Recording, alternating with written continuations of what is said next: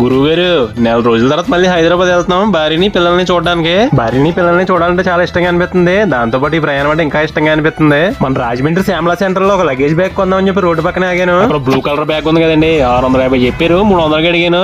ముందు పని అవుతున్నాడు తమ్ముడు, కానీ తర్వాత ఇచ్చేసాడు. చాలా ఆనందపడిపోయాను. తక్కువ రేటు కొనేసానని చెప్పి భార్యకి ఫోన్ చేసి చెప్పాను. వెంటనే భార్య స్క్రీన్ షాట్ పంపింది. కార్డులో 109 రూపాయలకి అంతకన్నా మంచి బ్యాగ్ వస్తుందని చెప్పింది. అప్పుడు అనిపిస్తా ఉంటది, ఈ దేశంలో మనమే అంతకన్నా తింగరోళమేమో అని. రైల్వే స్టేషన్ లో పార్సల్ ఆఫీస్ పక్కన ఉన్న పార్కింగ్ లో బైక్ పెట్టాను. గంటలకి 5 రూపాయలు, జిఎస్టీతో కలిపి 24 గంటలకి 35 రూపాయలు అవుతుంది అనిపించింది. స్టేషన్ లో ఈ బ్యాటరీ కార్లు చాలా సార్లు చూసాను, కానీ ఎందుకు తిరుగుతున్నాయి అర్థం కాలేదు. ఎంక్వైరీ అయితే తెలిసింది ఏంటంటే, స్టేషన్ లో ఎక్కడి నుంచి ఎక్కడికైనా తీసుకెళ్తుంది, మనిషికి 50 రూపాయలు. ఫోటోలో ఉన్న నెంబర్ ఫోన్ చేసి బుక్ చేసుకోవచ్చు. కేవలం లగేజీ కోసం అయితే మనకు వెహికల్ రాదు. వాళ్ళు నడవలేని వాళ్ళు, డబ్బులైనా పర్వాలేదు అనుకున్న వాళ్ళు మొహమాట లేకుండా ఎక్కచ్చు.